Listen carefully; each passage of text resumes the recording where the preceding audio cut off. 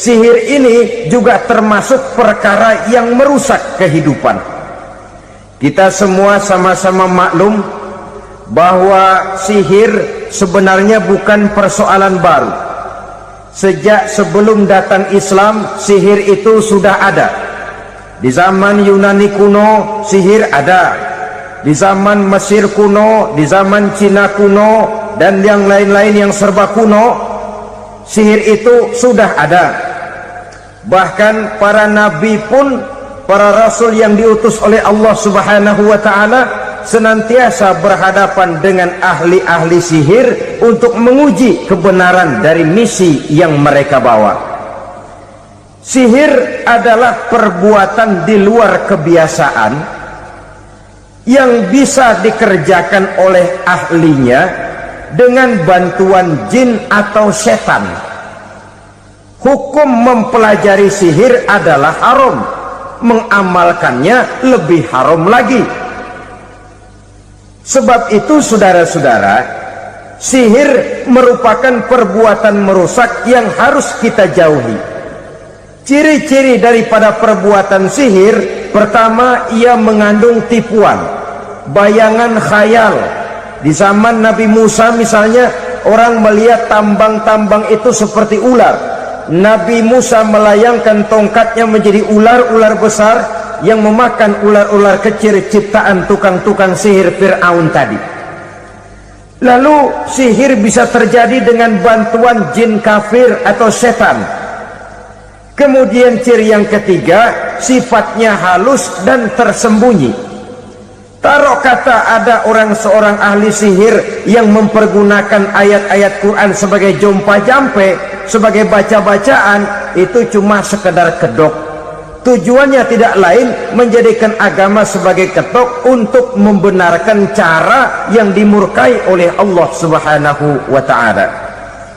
Satu hadis yang diriwayatkan oleh Imam Bazar dan Tabrani, Nabi berpesan, "Laisa minna man tatayyara lahu au takahhana au tukuhhina lahu au sahira lahu."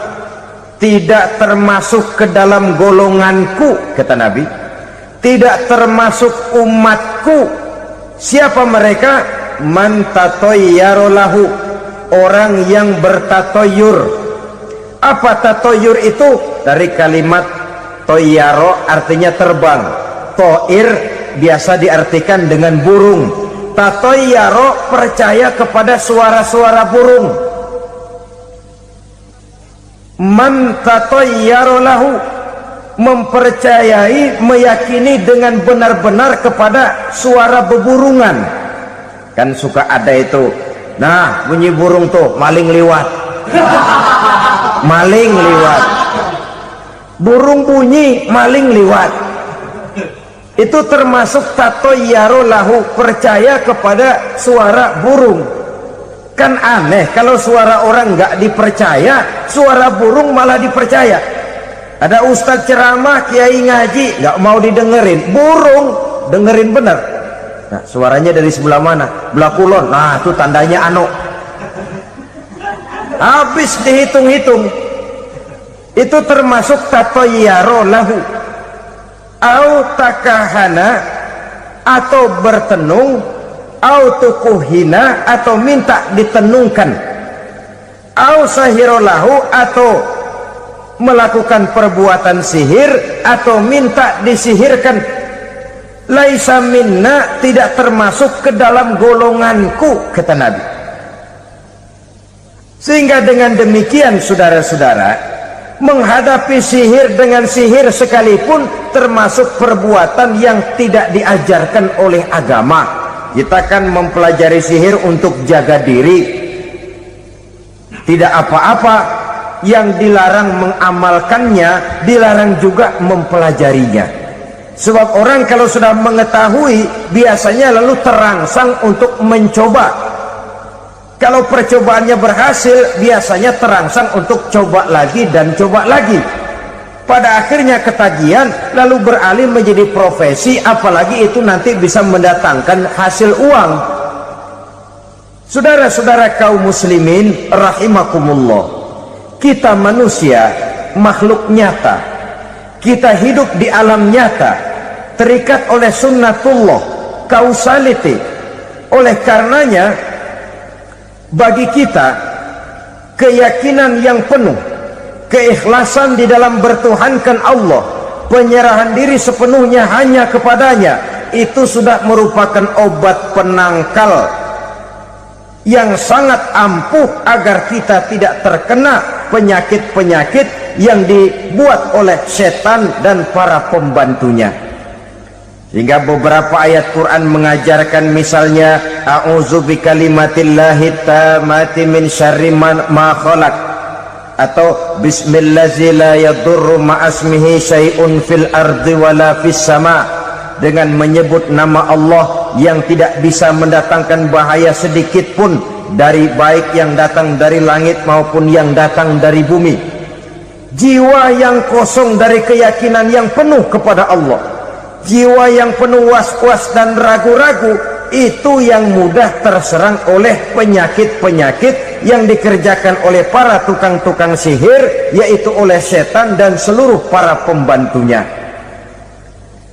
Kemudian hadis kedua yang diriwayatkan oleh Imam Ibnu Hibban, Nabi bersabda, la yadkhulul jannata mudminu khamrin wala mu'minu bisihrin wala qati'ur rahmin. Tidak masuk surga.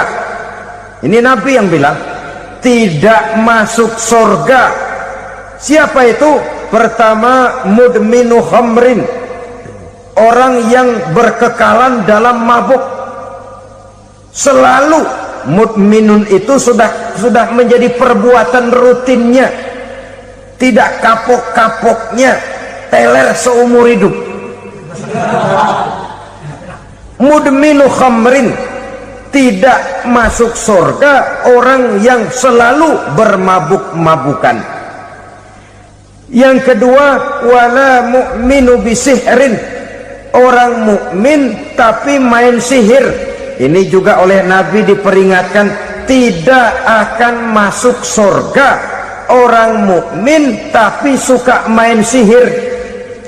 Wala qati'ur rahmin, dan tidak juga orang yang memutuskan silaturahmi.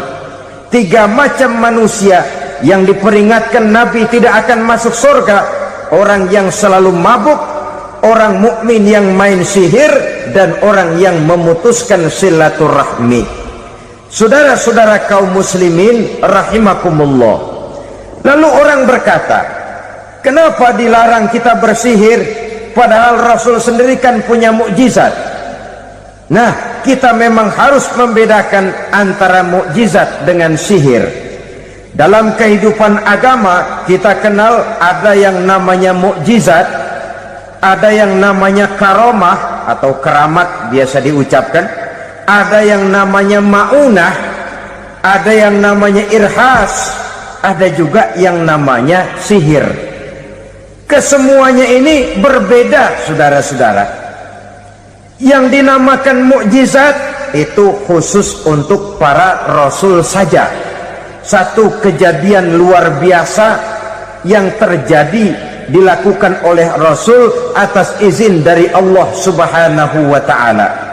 Perbedaannya dengan sihir jelas. Sihir dari setan, mukjizat dari Allah. Sihir bisa dipelajari, mukjizat tidak. Sihir umumnya untuk maksud-maksud yang tidak baik, sedangkan mukjizat untuk memperkuat kebenaran yang disampaikan oleh para rasul dan ditentang oleh umatnya. Bahkan kafir Quraisy dahulu menganggap orang-orang ahli sihir itu berada dalam satu posisi yang hina, sehingga mereka mengatakan dan menuduh Nabi Muhammad sebagai tukang sihir. Tuduhan sebagai tukang sihir adalah tuduhan yang sangat aib dan hina. Di tengah masyarakat kufar jahiliyah, kedudukan tukang sihir dipandang sebagai kedudukan yang hina, sehingga mereka mengejek Nabi dengan sebutan tukang sihir. Jadi mukjizat hanya untuk Rasul saja. Kemudian karomah. Karomah ini asal kata dari karoma, kehormatan, kemuliaan yang diberikan Allah kepada hamba-hambanya yang rajin mendekatkan diri kepadanya. Oleh karena ketekunannya melaksanakan ibadah, Allah memberikan keistimewaan kepada orang itu, yang dengan keistimewaannya dia bisa mengerjakan yang tidak bisa dikerjakan oleh orang lain. Karomah hanya bisa dicapai dengan prestasi ibadah. Kalau sihir, mau ibadah apa enggak, asal dia belajar, bersatu dan berteman dengan setan, memenuhi persyaratan-persyaratan setan, biasanya lalu bisa. Sedangkan karomah tidak mungkin terwujud tanpa orang mendekatkan diri sedekat-dekatnya kepada Allah Subhanahu wa ta'ala.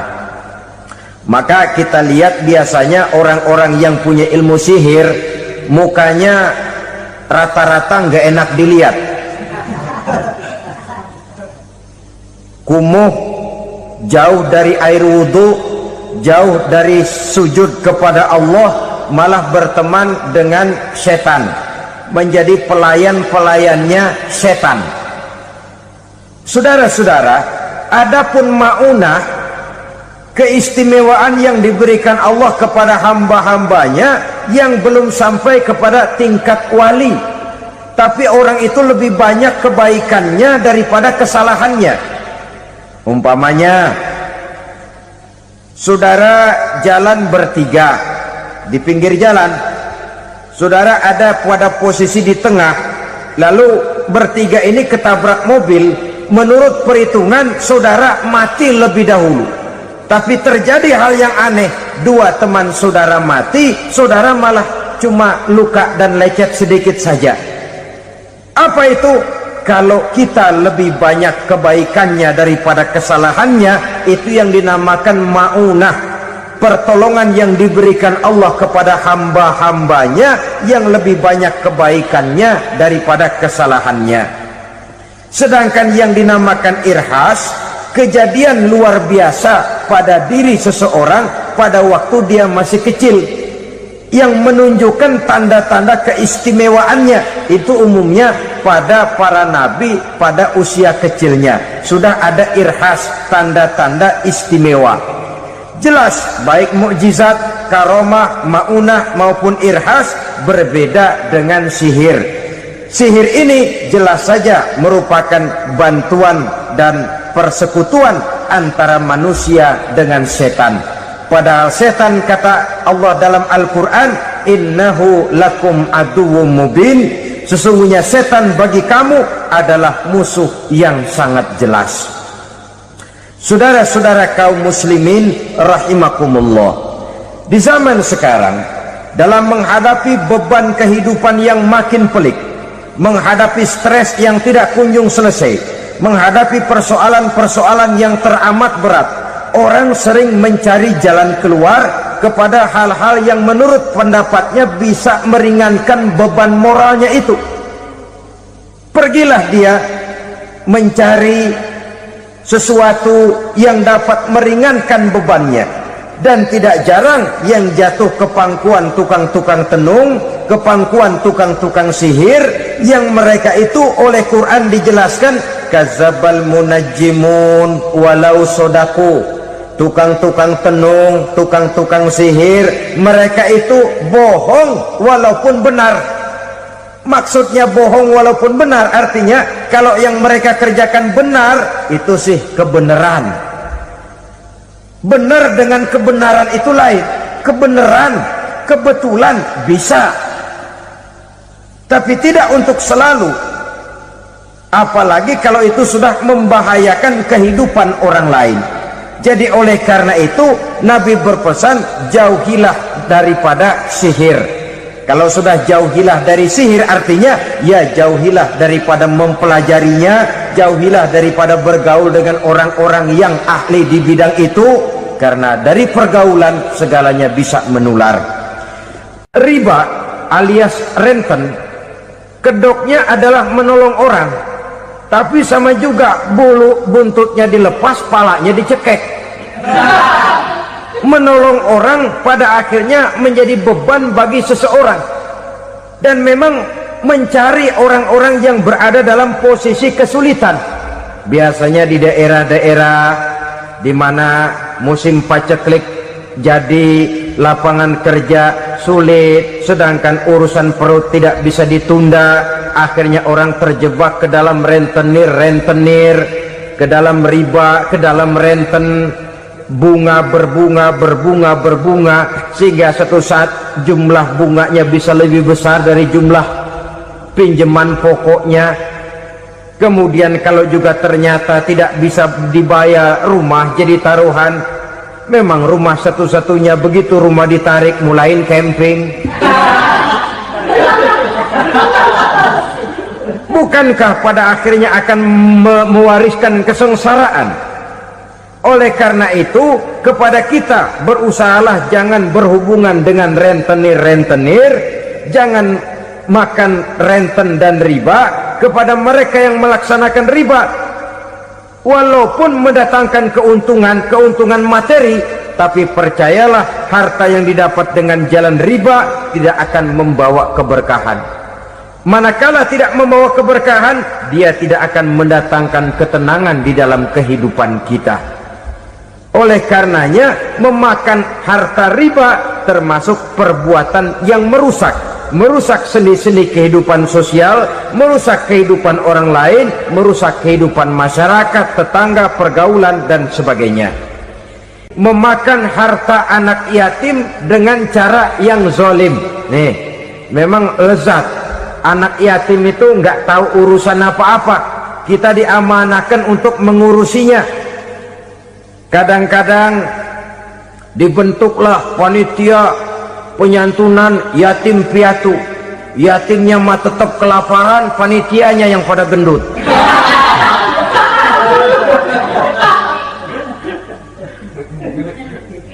Padahal memakan harta anak yatim termasuk perbuatan dosa besar, dan menjantuni yatim merupakan perbuatan mulia. Nabi mengatakan, ana wa kafilul yatim kahataini yaumal qiyamah. Aku dan orang-orang yang menyantuni anak yatim seperti dua jari ini pada hari kiamat nanti. Dekat sekali. Jikalau ingin di hari akhir nanti dekat dengan Rasul, bersahabatlah dengan anak-anak yatim. Jadilah pengurus anak-anak yatim. Bangunlah panti-panti asuhan yatim. Pada saat bapak ibunya meninggal, kitalah yang menjadi orang tuanya. Bahkan sedemikian besar perhatian Islam terhadap anak-anak yatim ini, sehingga Quran memberikan peringatan, ara'aital ladzi yukadzibu bid-din fadzalikal ladzi yad'ul yatim wa la yahuddu ala ta'amil miskin. Tahukah kamu siapa orang yang mendustakan agama, beragama tapi dianggap dusta, salatnya dusta, puasanya dusta karena agamanya sudah berdusta. Siapa mereka? Fadzalikal ladzi yad'ul yatim, orang yang menyia-nyiakan anak yatim, wala yahuddu ala ta'amil miskin, dan tidak pernah memberi makan kepada orang-orang yang menderita kemiskinan.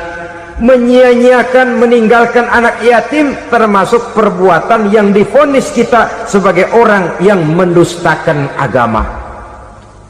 Saudara-saudara kaum muslimin rahimakumullah, maka sangat dicela mengeksploitir anak-anak yatim, menjadikan mereka sebagai kedok untuk mencari kekayaan pribadi. Tetapi jikalau ikhlas, ganjarannya sangat besar, nilai pahalanya sangat besar. Menyantuni yatim tidak hanya setahun sekali. Kalau Muharram pakai istilah lebaran yatim, dibentuklah panitia, diberilah beras, uang 45.000 rupiah, alhamdulillah. Tapi jangan lupa, si yatim tidak hidup cuma satu hari. Dia tidak hidup cuma di bulan Muharram saja, dia hidup 12 bulan dalam setahun. Sebagaimana anak-anak yang lain, dia juga berhak punya masa depan. Dia juga berhak menikmati bangku sekolah. Dia berhak mengenyam arti dan makna pendidikan. Dia berhak membekali diri dengan ilmu dan pengetahuan seperti halnya anak-anak yang lain. Maka kita yang diberikan keluasan oleh Allah, ingatlah itu. bersahabatlah dengan anak-anak yatim, santuni mereka. Perkara setahun sekali di bulan Muharram, alhamdulillah, itu bagus, bin Thayyib alias baik. Tapi tentu dan tentu, sekali lagi, si yatim tidak hanya hidup di bulan Muharram, dia hidup 12 bulan dalam setahun, 24 jam dan di dalam sehari. Oleh karenanya, menyia-nyiakan mereka pada saat posisi kita memang mampu akan memojokkan kita dalam satu posisi di mana kita dianggap sebagai orang yang mendustakan agama, memakan harta anak yatim dengan cara yang zolim. Bapaknya udah meninggal, kebunnya lebar, anaknya dikelecehin. Nah, dah kamu nggak usah pusing, nanti saya yang ngurus. Akhirnya bukan ngurus, nguras. Si yatim mungkin tidak tahu bahwa dia disia-siakan, haknya diambil, miliknya dizolimi. Tapi Allah yang akan membalasnya dengan seadil-adilnya. Maka makan harta anak yatim biasanya balasannya tokcer bin paten. Nggak banyak selang tempo itu, nggak percaya cobain dong. Nyobain aja kan nggak bayar, umpama memakan harta anak yatim dengan cara yang zolim, ganjarannya biasanya kontan. Kenapa? Ratapan si miskin, untayan air matanya, jeritan kepedihan hatinya, membuka pintu langit, permohonannya diijabah, getaran hatinya didengarkan oleh Allah, maka balasannya biasanya kontan, spontan, tidak menunggu waktu terlalu lama. Itu di dunia, belum lagi di akhirat nanti. Bukankah dalam riwayat Mi'raj diceritakan Nabi melihat di neraka itu orang perutnya sebesar rumah? La haula wala quwata. Itu perut kayak rumah, bagaimana jalannya tuh?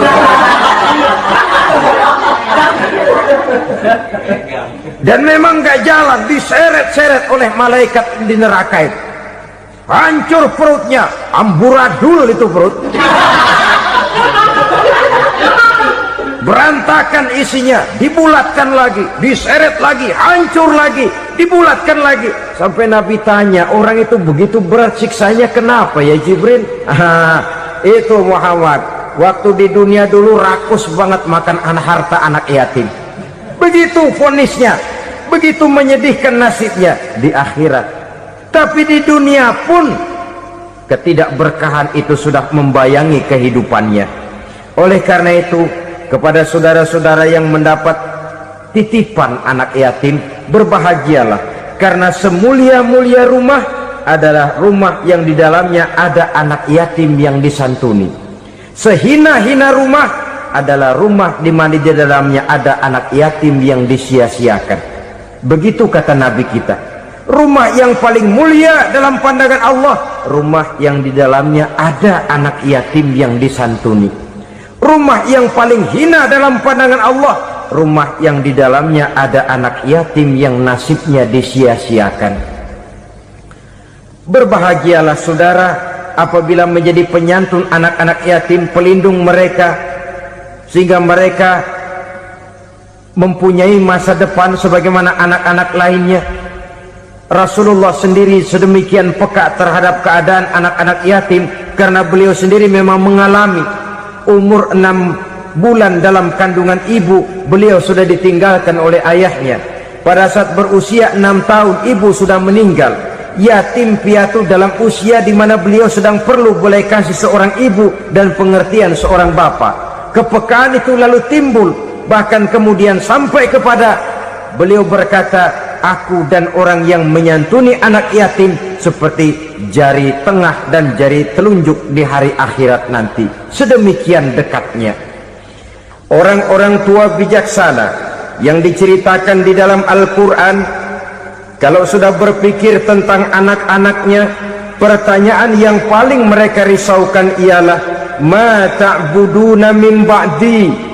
Anakku, kalau pada satu saat aku, ayahmu sudah tidak ada lagi di dunia ini, meninggalkan kamu semua, ma ta'buduna min ba'di? Apa yang akan kamu sembah nak? jikalau sekarang ayahmu masih mau ke masjid, masih mau melakukan rukuk dan sujud, masih beribadah menyembah Allah Subhanahu wa ta'ala, kalau orang tuamu sudah tidak ada, ma ta'buduna min ba'di, masihkah engkau mau datang ke masjid? Masihkah engkau mau rukuk dan sujud? Masihkah engkau mau menyembah Allah Subhanahu wa ta'ala? Pertanyaan ini yang dipikirkan oleh Nabi Yakub kepada putra-putranya. Pertanyaan ini yang diteruskan oleh Nabi Ibrahim kepada anak-anaknya. Pertanyaan ini yang diwariskan oleh generasi ulama salafus saleh kepada para generasi berikutnya. Bagaimana kita generasi sekarang? Kita orang-orang tua sekarang bukan berfikir ma ta'buduna min ba'di, malah yang kita fikirkan ma ta'kuluna min ba'di. Kalau bapak tidak ada nanti kamu makan apa nak? Perkara kamu nyembah apa? Urusan nomor 18. Yang penting kamu nanti hidup bisa makan nak. Maka kita sibuk mewariskan harta kepada anak-anak kita. Kita sibuk mewariskan kebun dan tanah kepada anak-anak kita. Kita sibuk mewariskan pabrik kepada anak-anak kita, sementara kita lupa mewariskan intan yang paling mahal, mewariskan mutiara yang paling berharga, yaitu nilai iman kepada Allah Subhanahu wa ta'ala.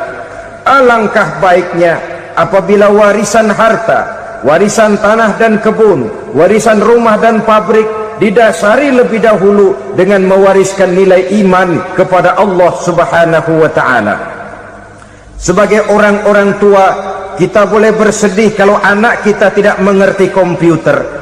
Kita boleh bersedih kalau anak kita tidak mengerti matematika.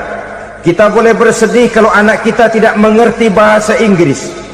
Tapi sewajarnya lebih bersedihlah kita orang tua jikalau mempunyai anak yang tidak kenal Allah sebagai Tuhannya, yang kemudian tidak mau rukuk dan sujud kepada Allah Tuhannya. Itulah kemalangan yang paling malang bila kita meninggalkan generasi yang tidak bertauhid kepada Allah Subhanahu wa ta'ala. Betapapun anak kita tidak ngerti komputer, saudara, paling-paling kerugiannya cuma kerugian dunia.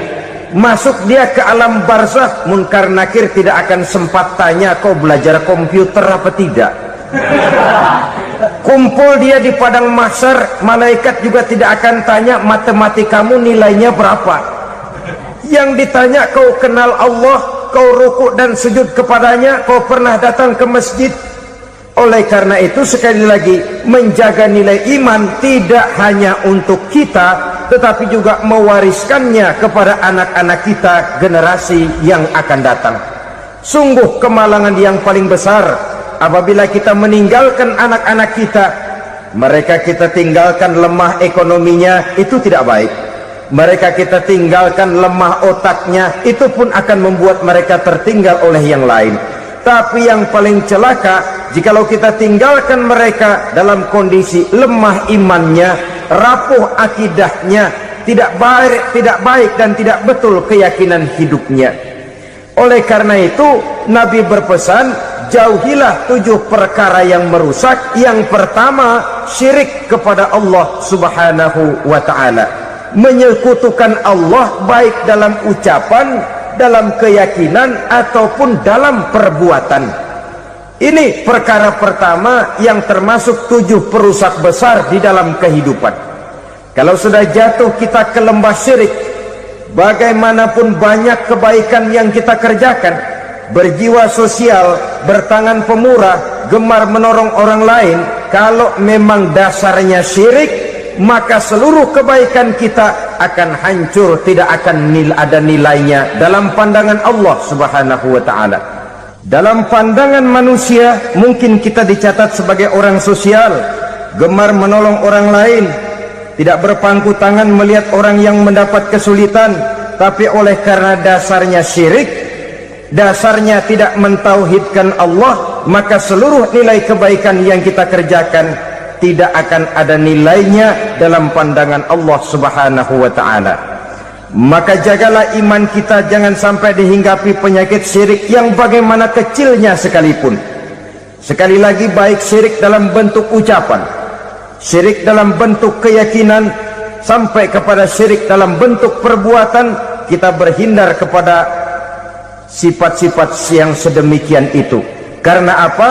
Dalam satu ayat Quran Allah Subhanahu wa taala menjelaskan, innallaha la yaghfiru ayyushraka bih wa yaghfiru ma duna dzalika liman yasha.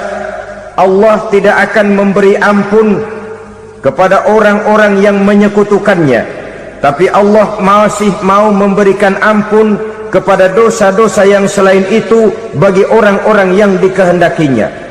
Dosa selain syirik, apabila kita bertaubat, Allah masih mau mengampuni. Tapi kalau sudah jatuh ke tempat syirik, itu sudah dosa yang tidak berampun. Taubatnya tidak lain melepas syirik, kembali kepada tauhid, berkeyakinan bahwa hanya ada Allah Subhanahu wa ta'ala, Tuhan satu-satunya yang lam yalid wa lam yulad wa lam yakul lahu kufuwan ahad. Tidak beranak, tidak pula diperanakkan, dan tidak satupun yang dapat menyerupai Tuhan Allah Subhanahu wa ta'ala. Saudara-saudara kaum muslimin rahimakumullah, bahwa kita di zaman sekarang memang tidak menyembah berhala, ya. Bahwa kita tidak berterang-terangan mengatakan Tuhan lebih dari satu, memang. Bahwa kita tidak berkeyakinan Tuhan itu punya anak atau diperanakkan, tentu. Tapi dalam perbuatan dan i'tiqad, kita kadang-kadang jatuh tanpa kita sadari ke tempat yang bernama syirik ini. Oleh karenanya, di zaman di mana teknologi makin canggih, di mana kemajuan pembangunan makin menjangkau berbagai aspek kehidupan, diperlukan keseimbangan antara kemajuan fisik material dengan kemajuan mental spiritual. Apabila tidak ada keseimbangan yang terwujud, tentulah kepincangan yang diawali dengan pincangnya cara kita berpikir, sehingga pada akhirnya akan mengarah kepada pincangnya cara kita berbuat dan bertindak di dalam kehidupan kita. Oleh karena itu Nabi berpesan, jauhilah sifat syirik, karena syirik merupakan dosa yang teramat besar.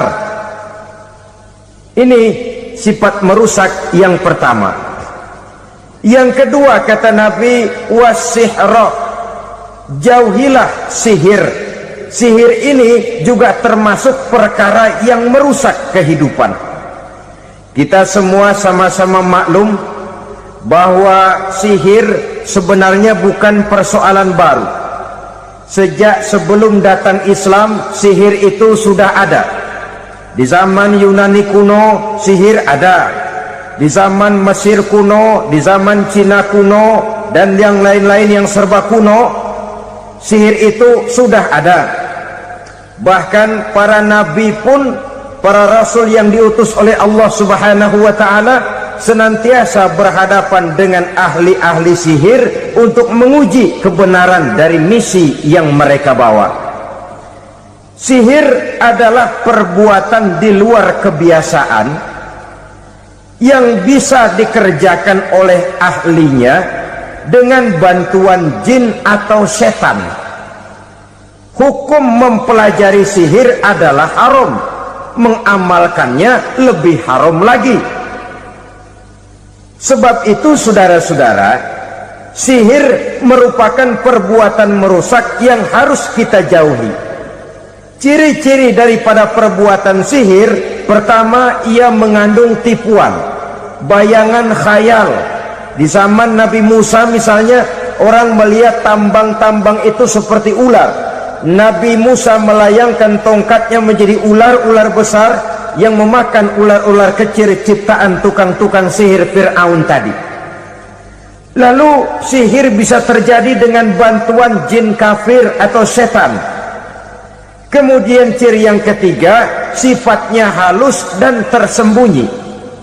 Taruh kata ada seorang ahli sihir yang mempergunakan ayat-ayat Quran sebagai jompa-jampe, sebagai baca-bacaan, itu cuma sekedar kedok. Tujuannya tidak lain menjadikan agama sebagai ketok untuk membenarkan cara yang dimurkai oleh Allah Subhanahu wa ta'ala.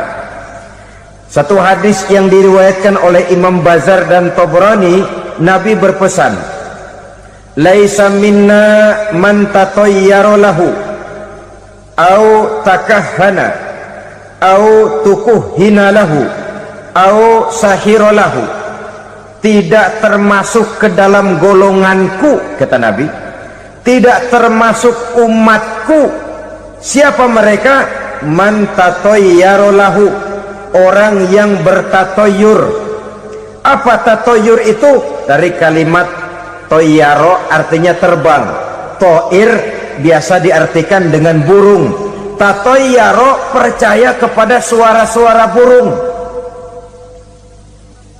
Man tatoyaro lahu, mempercayai, meyakini dengan benar-benar kepada suara beburungan. Kan suka ada itu, nah bunyi burung tuh, maling liwat. Maling liwat, burung bunyi, maling liwat. Itu termasuk tatoyaro lahu, percaya kepada suara burung. Kan aneh kalau suara orang nggak dipercaya, suara burung malah dipercaya. Ada ustadz ceramah, kiai ngaji, nggak mau didengerin, burung dengerin bener. Nah, suaranya dari sebelah mana? Belah kulon. Nah, itu tandanya ano. Habis dihitung-hitung. Itu termasuk tatoyaro lahu. Au takahana, atau bertenung, au tukuhina, atau minta ditenungkan. Au sahiro lahu, atau melakukan perbuatan sihir, atau minta disihirkan. Laisa minna, tidak termasuk ke dalam golonganku, kata Nabi. Sehingga dengan demikian, saudara-saudara, menghadapi sihir dengan sihir sekalipun termasuk perbuatan yang tidak diajarkan oleh agama. Kita kan mempelajari sihir untuk jaga diri, tidak apa-apa. Yang dilarang mengamalkannya, dilarang juga mempelajarinya. Sebab orang kalau sudah mengetahui, biasanya lalu terangsang untuk mencoba. Kalau percobaannya berhasil, biasanya terangsang untuk coba lagi dan coba lagi. Pada akhirnya ketagihan, lalu beralih menjadi profesi, apalagi itu nanti bisa mendatangkan hasil uang. Saudara-saudara kaum muslimin rahimakumullah, kita manusia makhluk nyata. Kita hidup di alam nyata, terikat oleh sunnatullah, causality. Oleh karenanya, bagi kita keyakinan yang penuh, keikhlasan di dalam bertuhankan Allah, penyerahan diri sepenuhnya hanya kepadanya, itu sudah merupakan obat penangkal yang sangat ampuh agar kita tidak terkena penyakit-penyakit yang dibuat oleh setan dan para pembantunya. Sehingga beberapa ayat Quran mengajarkan, misalnya a'udzu bikalimatillahi tammati min syarri ma khalaq, atau bismillazi la yadurru ma'asmihi syai'un fil ardi wala fis sama, dengan menyebut nama Allah yang tidak bisa mendatangkan bahaya sedikit pun, dari baik yang datang dari langit maupun yang datang dari bumi. Jiwa yang kosong dari keyakinan yang penuh kepada Allah, jiwa yang penuh was-was dan ragu-ragu, itu yang mudah terserang oleh penyakit-penyakit yang dikerjakan oleh para tukang-tukang sihir, yaitu oleh setan dan seluruh para pembantunya.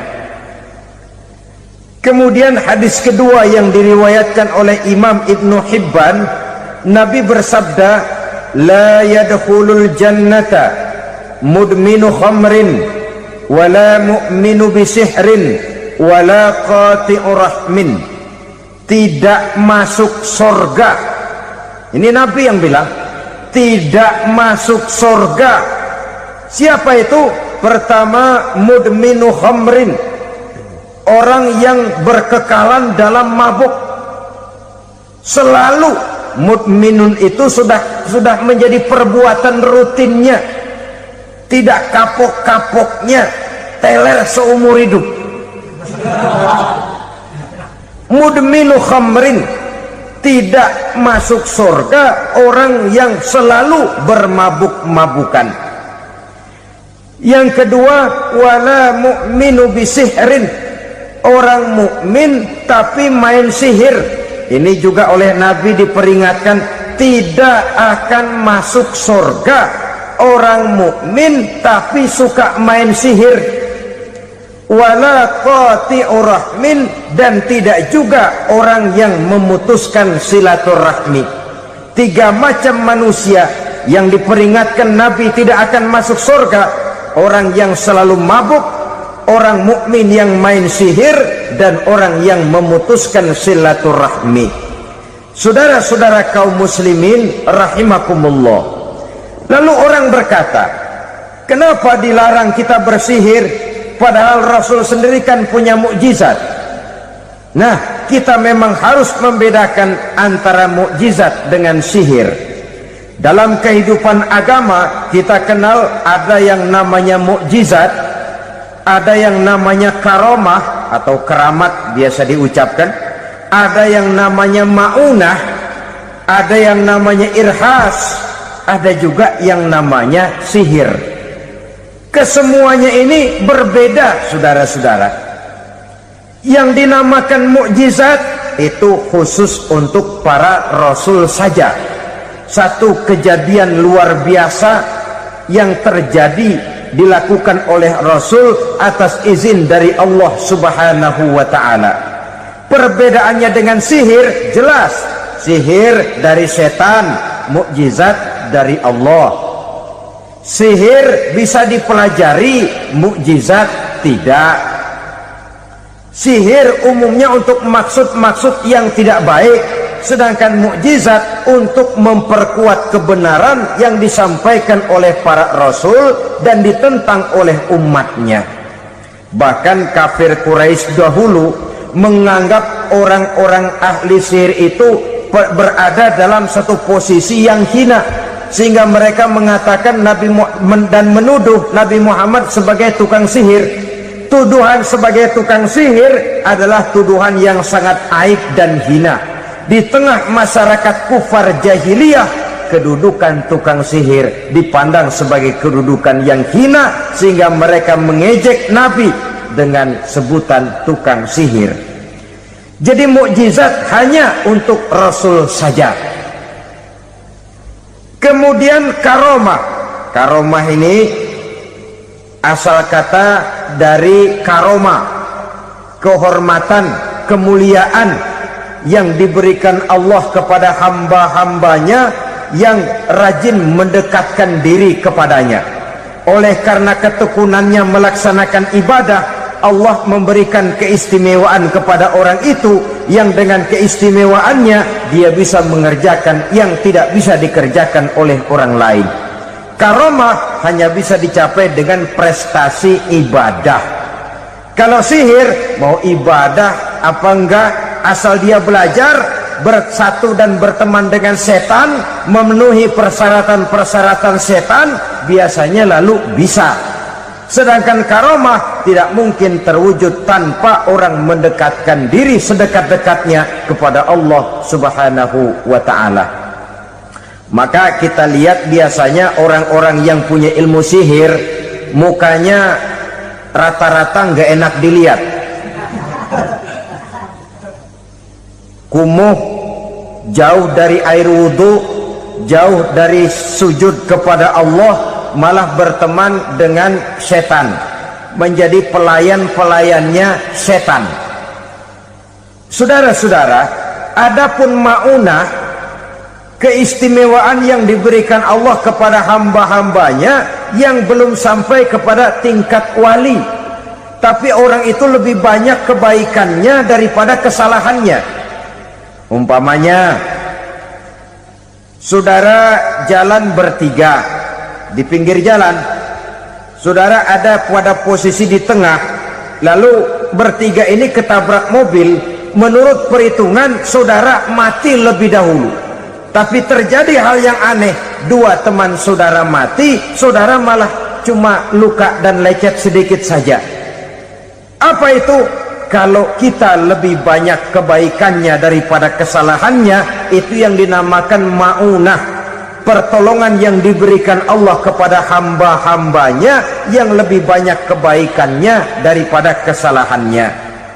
Sedangkan yang dinamakan irhas, kejadian luar biasa pada diri seseorang pada waktu dia masih kecil, yang menunjukkan tanda-tanda keistimewaannya. Itu umumnya pada para nabi pada usia kecilnya sudah ada irhas, tanda-tanda istimewa.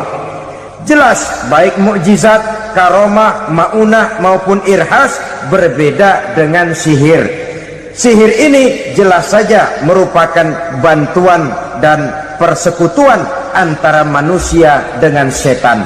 Padahal setan, kata Allah dalam Al-Quran, innahu lakum aduwwum mubin, sesungguhnya setan bagi kamu adalah musuh yang sangat jelas.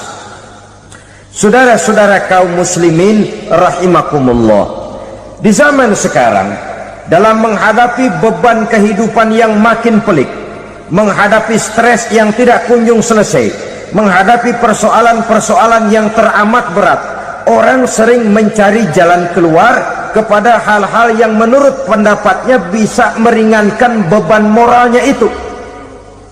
Pergilah dia mencari sesuatu yang dapat meringankan bebannya.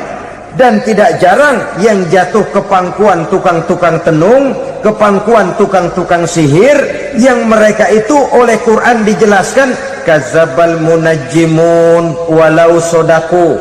Tukang-tukang tenung, tukang-tukang sihir, mereka itu bohong walaupun benar. Maksudnya bohong walaupun benar, artinya kalau yang mereka kerjakan benar, itu sih kebenaran. Benar dengan kebenaran itu lain. Kebenaran, kebetulan bisa, tapi tidak untuk selalu. Apalagi kalau itu sudah membahayakan kehidupan orang lain. Jadi oleh karena itu Nabi berpesan, jauhilah daripada sihir. Kalau sudah jauhilah dari sihir, artinya ya jauhilah daripada mempelajarinya, jauhilah daripada bergaul dengan orang-orang yang ahli di bidang itu, karena dari pergaulan segalanya bisa menular. Baiklah saudara, ini yang kedua. Yang ketiga pesan Nabi, wa qatlan nafsil lati haramallahu illa bil haq, membunuh orang lain dengan cara yang tidak benar, membunuh orang yang diharamkan oleh Allah Subhanahu wa ta'ala untuk melakukannya kecuali dengan alasan yang benar. Kita tahu Islam adalah agama damai sesuai dengan namanya. Ia tidak dikembangkan dengan pedang dan kekerasan. Ia dikembangkan dengan keteladanan dan tuntunan moral. Oleh karena Islam bukan agama kekerasan, Islam pun tidak mementingkan dan mengajarkan kekerasan kecuali dengan alasan yang benar dan bisa dipertanggungjawabkan.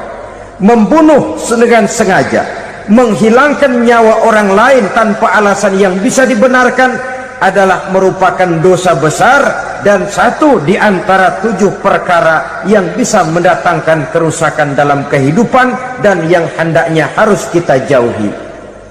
Saudara-saudara kaum muslimin rahimakumullah, beberapa waktu yang lalu di sebuah kota kecil yang indah bernama New Auckland. Saudara tahu New Auckland? Itu dari Gunung Kidul masih ngidul lagi. Pernah diadakan satu seminar yang membicarakan bagaimana menyelamatkan masyarakat manusia dari bahaya Perang Dunia Ketiga. Diperkirakan kalau terjadi Perang Dunia Ketiga, manusia tidak akan tersisa. Sebab apa?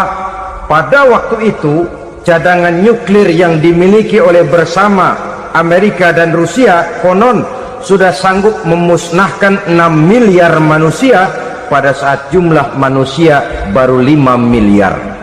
Jadi kelebihan nuklir dunia ini. Kalau terjadi Perang Dunia Ketiga, sulit manusia untuk tersisa. Maka dibahaslah di dalam seminar itu, wah, supaya tidak terjadi perang dunia ketiga, maka perlombaan membuat senjata-senjata canggih, alat-alat pembunuh modern harus segera dibatasi. Dibahas, tidak mungkin kita membatasi perlombaan membuat senjata. Kenapa? Makin maju ilmu dan teknologi, makin canggih senjata yang ditemukan. Atom sudah meningkat menjadi nuklir, nuklir sudah meningkat menjadi neutron, dan kita tahu bom yang bernama neutron ini bom yang cukup membunuh tanpa perlu merusak. Artinya kalau dia diledakkan di kota kita ini, bangunan utuh, jembatan tidak ambruk, rumah-rumah tetap berdiri, tapi semua yang bernama hidup mati. Itu katanya lebih sopan dari bom atom. Sebab kalau si atom ini sudah membunuh, merusak pula. Neutron cukup membunuh saja tanpa perlu merusak. Jadi majunya senjata-senjata teknologi sebagai akibat yang logis dari kemajuan ilmu pengetahuan ini tidak bisa kita batasi. Dan memang sebenarnya yang bahaya bukan senjatanya, tapi manusia yang mengendalikan senjata itu. Mereka kembali kepada prinsip the man behind the gun. Bukan senjatanya yang bahaya, tapi manusia yang mengendalikan senjata itu yang bahaya. Walaupun senjatanya modern, katakanlah model M16 umpamanya, kalau yang mengendalikannya orang beriman, insya Allah aman. Tapi biar megang cuma senapan angin, kalau yang megang orang brutal, ngeri kita deket-deket. Apalagi kalau memang bukan ahlinya menggunakan senjata, bisa ngeker kaki kena jidat.